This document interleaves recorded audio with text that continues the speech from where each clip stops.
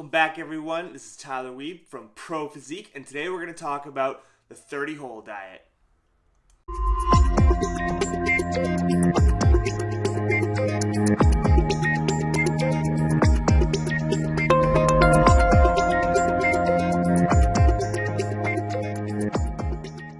Alright, so today we're going to talk about another popular fad diet that is going on right now.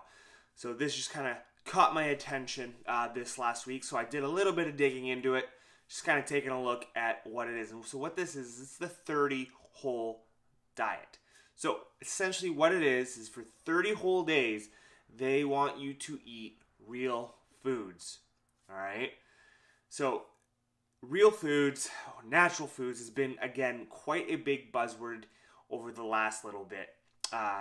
Not eating processed food because of, it causes inflammation, it causes, bad gut health, it causes fat gain, and then we should really just be eating whole, natural, real foods. So they actually encourage you to, eat foods that essentially have either one or two ingredients or actually like no ingredients, basically, because it's not processed. And they do mention that that if you can't pronounce the ingredient, that you probably shouldn't eat it, which is completely crazy because there's a lot of words that I can't pronounce and a lot of things that I can't pronounce, but that doesn't mean that they're bad for you. Just because you can't pronounce it doesn't mean it's bad for you. Typically, the ingredients are listed as their scientific name, and I would argue that about 90% of the people, unless you've really studied and taken those classes at a higher level, that you're not going to be able to pronounce those. So I think just to set that right away is just because you can't pronounce something doesn't mean that it's bad for you, especially when it comes to ingredients or, quote unquote chemicals in a product. So that was kind of their one do. All right, 30 days, eat whole regular foods. But then they say, what is more importantly is what you don't do. And to me, that's a huge red flag right away. When anyone makes a claim that you cannot do this, what is more important is that what you don't do is an automatic red flag, especially in this industry, because a lot of the times there really is no black or white unless you have like a true medical condition. Everything really has a gray area when it comes to kind of the health and fitness industry. I mean, yes, okay, smoking is for sure bad for you. I get that. But the majority of the time we are going to see gray areas. Like, yeah, a lot of alcohol is bad for you, but probably some moderate consumption is actually probably kind of good for you, right? So we do have those gray areas. So when something that starts off with, what is more important is what you don't do is obviously a really big red flag for me. So what are their rules as they state that you can't do? So their first one is no added sugar, real sugar, or artificial sweetener. So you've automatically got to cut out all of those. All right, so that's the first one. Second one, no alcohol. You can definitely count me out on that one, right? So no alcohol whatsoever for these 30 days. All right, so that's two things that you already can't have. And now we essentially just go through and basically almost eliminate every single food. So you got no grains, so nothing, so like no wheat, no whatever, nothing that has gluten in it, anything like that. No legumes, right? So no beans, stuff like that. No dairy, all right? So no milk, cheese, yogurt, stuff like that, all right? Because that's processed. And then also, and again, this one I'm definitely out. If those ones weren't already scary enough, no baked goods or treats. So that means no ice cream, no pizza, no cookies, no brownies, anything like that. Boom. Can't do that. 30 days. I think I'd be done day one if I tried to attempt something like this. I can't go. I love my cereal. I love my treats.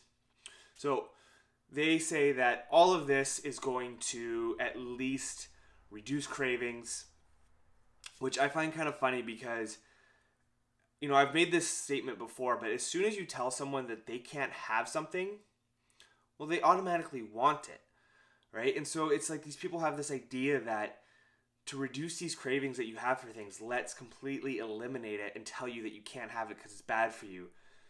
But that's just going to increase your cravings. And so these people, they kind of go through and eliminate these things and go, I'm fighting my cravings. Well, it's like, no, you just told yourself that you can't have it, so you just want it. Like, it's just a psychological thing. It's not, a real physiological thing. It's more psychological. And so if you just allowed yourself to have that treat in moderate amounts instead of like, a whole pizza like you usually do, well, you probably actually curb your cravings a lot more than just eliminating this whole thing.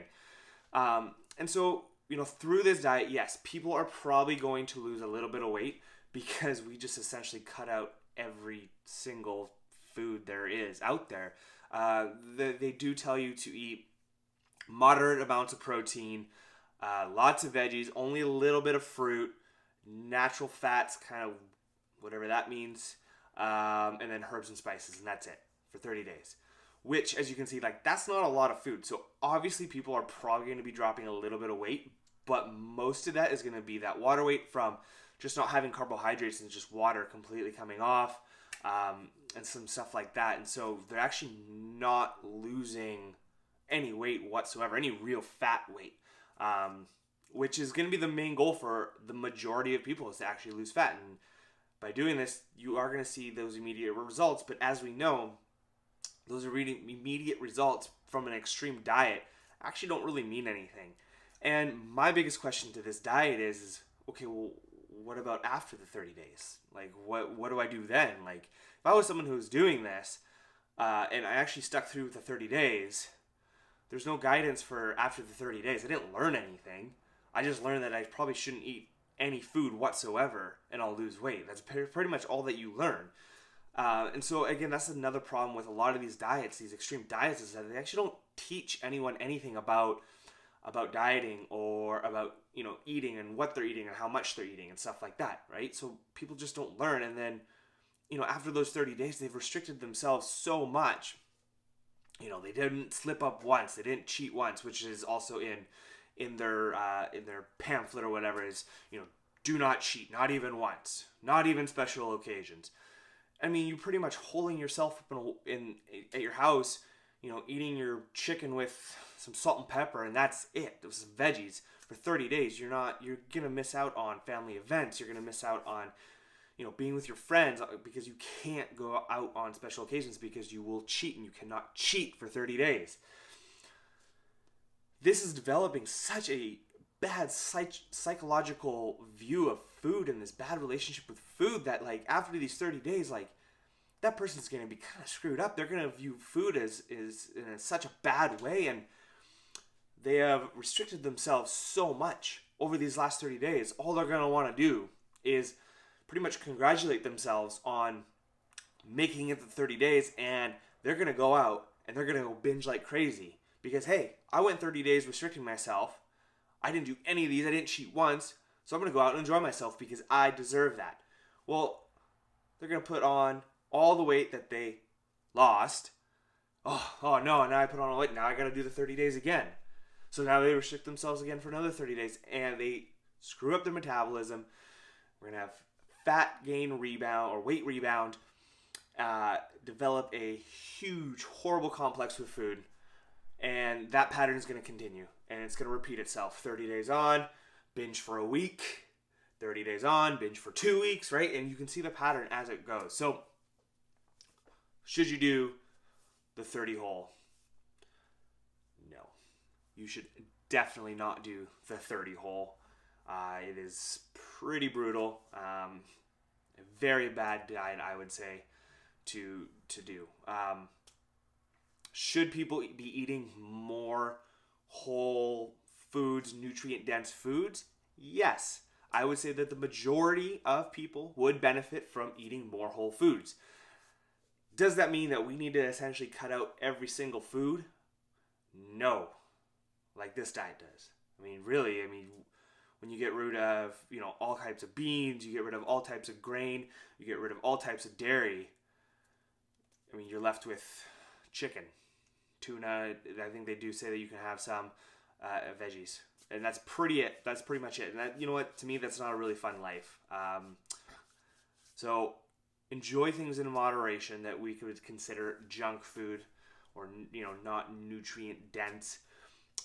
Again, 80-20 rule I think is a very, very good rule to live by.